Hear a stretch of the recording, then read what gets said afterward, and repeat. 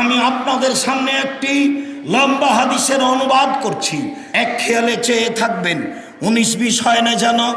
সামরা ইবনে জুনদুব রাদিয়াল্লাহু তাআলা আনহু বলেন, কানান নবী সাল্লাল্লাহু আলাইহি সাল্লাম ইযা সাল্লা আকবালা আলাইনা বিওয়াজহিহি, যখনই আল্লাহর নবী সালাত আদায় করতেন, সালাত শেষে তিনি আমাদের মুখামুখি হয়ে বসতেন।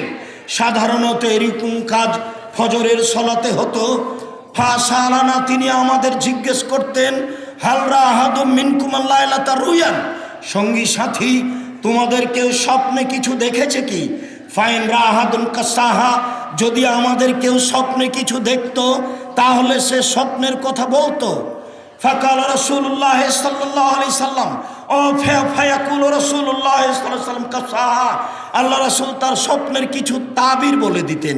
ফাসালানা ইয়াওমান, তিনি একদা আমাদের জিজ্ঞাসা করলেন, হালরা মিনকুম লাইলাতা রুয়ান, তোমাদের কেউ গত রাত্রে স্বপ্নে কিছু দেখেছে কি? কুলনা লা, আমরা বললাম জি না, আমরা কিছু স্বপ্নে দেখিনি। তখন আল্লাহর নবী বললেন, শোনো, ইন্নী রাআইতুল লাইলাতা রাজুলাইনে, আমি গত রাত্রে দুইজন লোককে স্বপ্নে দেখেছি। ফা আতায়ানি, তারা দুইজন আমার নিকটে আসলেন। ফা আখাযা বিয়াদাইয়া, তারা আমার দুই হাত ধরলেন, দুই হাত ধরে বাইতুল মুকাদ্দাসের দিকে টেনে নিয়ে চলে যাচ্ছেন। ফা আতাইনা আলা রাজুলিন মুস্তাজিন আলা রাজুলিন জালিসিন, আমি চলে আসলাম একটা লোকের পাশে, যে লোকটা বসে রয়েছে। ও রাজুলুন কায়েমুন, দেখি একটা লোক দাঁড়িয়ে আছে। ও ফি ইয়াদিহি কাল্লুবুন মিন হাদিদিন, যে লোকটা দাঁড়িয়ে আছে তার হাতে একটা বাঁকা লোহার লাঠি রয়েছে। ফাইদখুলু ফি সিদকিহি, সেই লোহার বাঁকা লাঠিটি তার মুখের ভিতরে ঢুকিয়ে দিচ্ছে। ফায়াশুক্কুহু, তারপর মুখের ডান দিককে চিরে ফেড়ে ফেলছে, মাথার পিছন দিকে নিয়ে চলে যাচ্ছে। ফায়াফালো বিসিদকিহি লাখান, আবার এই লাঠিটা বের করে মুখের বাম দিককে লাগিয়ে বাম দিককেও চিরে ফেলছে। ফায়ালতাই মুসিদকুহু হাজা, দেখা যাচ্ছে ডান দিক ঠিক হয়ে গেছে।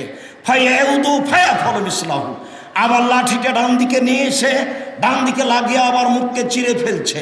ফাকুলনা মা হাজা, আমি তাদের দুইজনকে বললাম, এ কি দৃশ্য, ব্যাপারটা কি? তারা দুইজন বললেন, ইনতালেক, চলতে থাকেন। ফান্তালাক না, আমি কিছু না বলে চলতে থাকলাম। ফাতাইনা আলা রাজুলিন মুস্তাজিন, চলতে চলতে চলে আসলাম একটা লোকের কাছে, যে লোকটা চিত হয়ে শুয়ে রয়েছে। ও রাজুলুন কায়েমুন, পাশে একটা লোক দাঁড়িয়ে রয়েছে। অফিয়াদিহি, তার হাতে রয়েছে সাখরা, একটা পাথর রয়েছে। ফায়াজ দাখবে এই রাহাসাহু, এই পাথর দিয়ে তার মুখ মাথার উপরে মারছে। ফাতাদাদাহাল হাজারো, পাথরটি মাথায় লেগে মাথা চূর্ণ বিচূর্ণ হচ্ছে, আর ছিটকে পাথরটি দূরে চলে যাচ্ছে। ফায়ান্তলোকে এলাই হেলে খোঁজাহু, এ পাথরটি আনার জন্য যাচ্ছে। ওয়ায়ালতাইমু রাসু কামাকানা, দেখা যাচ্ছে তার মাথাটি ঠিক হয়ে গেছে। ফাদা ফিরে আসছে, আবার মাথার উপরে মারছে, মাথা ভেঙে চৌচির হয়ে যাচ্ছে। ফাকুল তো মাহাজা, আমি বললাম, এ কি দৃশ্য? কালা, তারা দুইজন বললেন, ইনতালেক, চলতে থাকেন। আমি কিছু না বলে চলতেই থাকলাম। ফাতাইনা আলা নাকবিল মিসলি তান্নুরে আলা হুসাই কোন আসফালাও আসে, চলতে চলতে চলে আসলাম একটা গর্তের পাশে, যেই গর্তের উপর দিক রয়েছে সংকীর্ণ আর নিচের দিক আছে প্রশস্ত, আপনার ওই কলসের মতো বা তন্দুরি রুটি যেই চুলহাতে বানানো হয় সেই চুলহার মতো। দেখি তার ভিতরে ধাঁধা ধাঁধা করে আগুন জ্বলছে। ফায়জা ইরতাফাও, যখন আগুন জোরে জ্বলে উঠছে, ভিতরে যা কিছু আছে সব উপরে চলে যাচ্ছে। কাদাই এখরুজু মিনহা, মনে হচ্ছে যেন এইগুলি চুলহা থেকে বের হয়ে বাইরে পড়ে যাবে। ফায়জা খামেদাত রাজাউ ফিহা, যখন আগুন কমে যাচ্ছে, সব কিছু ভিতরে চলে যাচ্ছে, দেখি ফিহরে জ্বালনে সানুরাতুন, তাতে মহিলা এবং পুরুষ উলঙ্গ অবস্থায় জমা ধরে আছে। ধাঁধা করে জ্বলতে জ্বলতে উপরে চলে যাচ্ছে, আবার নিচে নেমে যাচ্ছে, আবার উপরে চলে যাচ্ছে। দৃশ্য দেখে অবাক হয়ে গেলাম। আমি বললাম, এ কি দৃশ্য? তারা দুইজন বললেন, ইনতালেক, চলতে থাকেন। ফান্তালাক না, চলতে থাকলাম। ফাতাইনা আলা নাহারিন মিন দামিন, চলতে চলতে চলে আসলাম একটা রক্তের নদীর পাশে। দেখি নদীতে শুধু রক্ত, রক্ত আর রক্ত, পানি নেই। রক্ত দিয়ে ভরা। দেখি নদীর মাঝে একটি লোক, সে লোকটি নদী থেকে উঠার চেষ্টা করছে। নদীর পাশে একটা লোক রয়েছে, কুল্লামা আরাদায়া খরজা, যতবার লোকটি নদী থেকে বের হওয়ার চেষ্টা করছে, ফার আমার রাজুল, ততবার লোকটা তার মুখের ওপরে পাথর মারছে। পাথর মারার সাথে সাথে লোকটা আবার ছিটকে নদীর মাঝামাঝিতে চলে যাচ্ছে। দৃশ্য দেখে আমি বললাম, মা হাজা, এ কি দৃশ্য? কালা, তারা দুজন বললেন, ইনতালেক, চলতে থাকেন। ফান্তালাক না, কিছু না বলে চলতেই থাকলাম। ফাতাইনাল রওজাতিন খাজরা, চলে আসলাম একটা বিরাট বাগান, সবুজ বাগান। সেই বাগানের ভিতরে চলে আসলাম। দেখি সেখানে একটি বড় গাছ, সাজারাতুন কবিরা, বিশাল একটা বড় গাছ। সেই গাছের নিচে একজন বৃদ্ধ মানুষ বসে আছেন। অমামাহু আলাউলাদুন্নাসে, তার সামনে অনেকগুলি বাচ্চা ছেলে আছে। ওয়ারাজুলুন কারিবুন মিনাস সাজারাতে, পাশে একটা লোক রয়েছে, তার হাতে একটা লোহার লাঠি রয়েছে। ইউকদুন্নারা, দেখিও আগুনকে উত্তেজিত করছে। এরপরে ফাসায়াদাবিয়া সাজারা, তারা দুজন আমাকে গাছের উপর দিকে নিয়ে চলে গেল। ফাঁদ খালিন দাঁড়ান, উপর দিকে নিয়ে গিয়ে একটা ঘরে ঢুকিয়ে দিল। মারায় তো হাসানা কাত্ত, আমার জীবনে আমি এত সুন্দর টকটকে ঝকঝকে ঘর কোনো দিন দেখিনি। ফিহা, সেই ঘরে রয়েছে সিবিয়ান, বাচ্চা ছেলে আছে, শায়েখ, বৃদ্ধ মানুষ আছে, নিশা মহিলা আছে, সর্ব ধরনের মানুষ আছে। ফাখরা জানি মিনহা, তারা দুজন আমাকে সেই ঘর থেকে বের করে নিলেন। ফাসায়দাবিয়া সাজারা, তারা দুজন আমাকে ওই গাছের আরো উপর দিকে নিয়ে চলে গেলেন। ওয়াদ খালানি দাঁড়ান, আর একটা ঘরে ঢুকিয়ে দিলেন। হে হাসান আফজাল মিনহা, এই পরের ঘরটি আগের ঘরের চেয়ে অনেক অনেক অনেক উত্তম, অতীব সুন্দর। দেখি সেখানে ফিহা শাবুন শায়েখ, সেই ঘরের ভিতরে রয়েছে যুবক আর বৃদ্ধ মানুষ আছে। সেখানে ছেলে মেয়ে নেই, সেখানে আপনার মহিলা নেই, শুধু যুবক মানুষ আর বৃদ্ধ মানুষ আছে। ফাকুলতুল লহুমা, আমি তাদের দুইজনকে বললাম, শোনো, রাত অনেকক্ষণ ধরে, দীর্ঘ সময় ধরে তোমরা আমাকে নিয়ে চললে। ফাহ বেরুনি আমার রায়তল্লাইলা, এতক্ষণ পর্যন্ত যা কিছু দেখলাম আমাকে বলে দাও, এগুলি কি দেখলাম? তারা দুইজন বললেন, নাম, হ্যাঁ, আপনাকে সব কিছু বলে দিব, আপনি শুনুন। এক খেয়ালে একমুখী হয়ে উত্তরগুলি শোনার জন্য অনুরোধ জানাচ্ছি।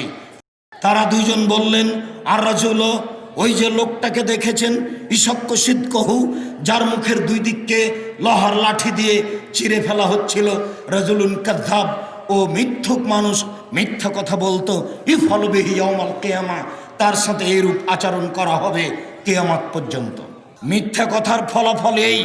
তারপরে আপনি দেখলেন অম্মারাজুল ইসদখরা সহু, যে লোকটার মাথাকে পাথর দিয়ে ভেঙে চৌচির করে দেওয়া হচ্ছিল, মারার সময়তে পাথরটা ছিটকে দূরে চলে যাচ্ছিল। রাজুলুন আলেম, উনি হচ্ছেন আলেম মানুষ, কোরআন হাদিস জানতো, কিন্তু জানা অনুপাতে আমল করেনি, যার কারণে তার মাথাকে চৌচির করে দেওয়া হচ্ছে, ফাটিয়ে দেওয়া হচ্ছে। সম্মানিত দিনী ভাই বোন, আমি আপনাদের জ্ঞান বৃদ্ধির জন্য, সঠিক বুঝার জন্য একটা বই লিখেছিলাম, বক্তা ও শ্রোতার পরিচয়। সেখানে কে তাফসির করতে পারে, কে শুনবে, এ ব্যাপারে বিস্তারিত দেওয়া আছে। মিথ্যা তাফসিরের জন্য বই লিখেছিলাম, তাফসির কি মিথ্যা হতে পারে, জানি না আপনাদের ঘরে আছে কিনা।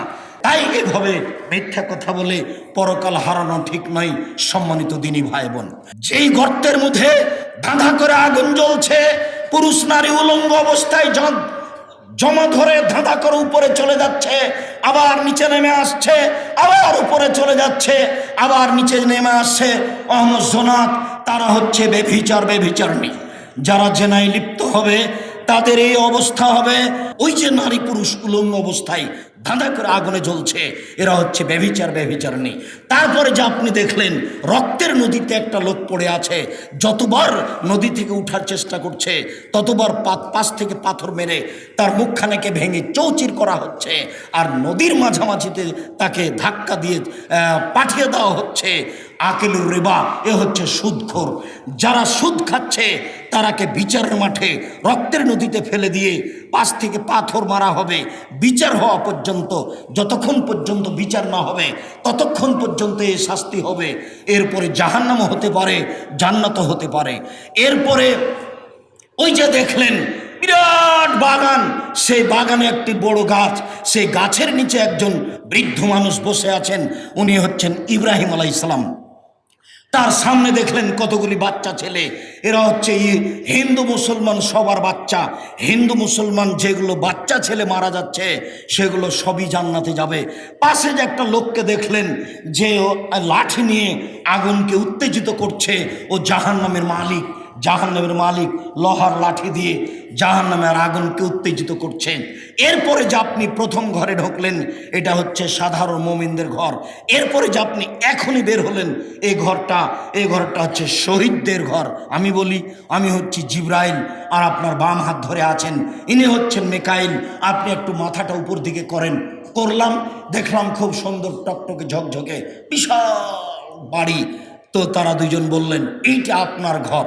তখন আমি বললাম ছেড়ে দেন, তাহলে আমি আমার ঘরে ঢুকে যাই। তারা দুজন বললেন না না না, আপনার এখনো বয়স বাকি আছে। এই যা ইস্তাকমাল তাহু আতাইতা মানজিল আকা, যখন আপনার বয়স শেষ হয়ে যাবে তখন আপনি এই ঘরে চলে আসবেন। বুখারী। সম্মানিত দিনী ভাই বোন, কিছু কিছু ছেড়ে কিছু কিছু অনুবাদ করলাম। এই লম্বা হাদিসের একটা অংশ ছিল রক্তের নদীতে যেই পড়ে আছে এ হলো সুদখোর। যে সুদ খাবে সে রক্তের নদীতে পড়ে থাকবে। সম্মানিত দিনী ভাই বোন, আজ থেকে আপনাদের সবকে যত সুদের লেনদেন আছে, যত কিস্তি আছে, সব বন্ধ করার জন্য অনুরোধ জানাচ্ছি।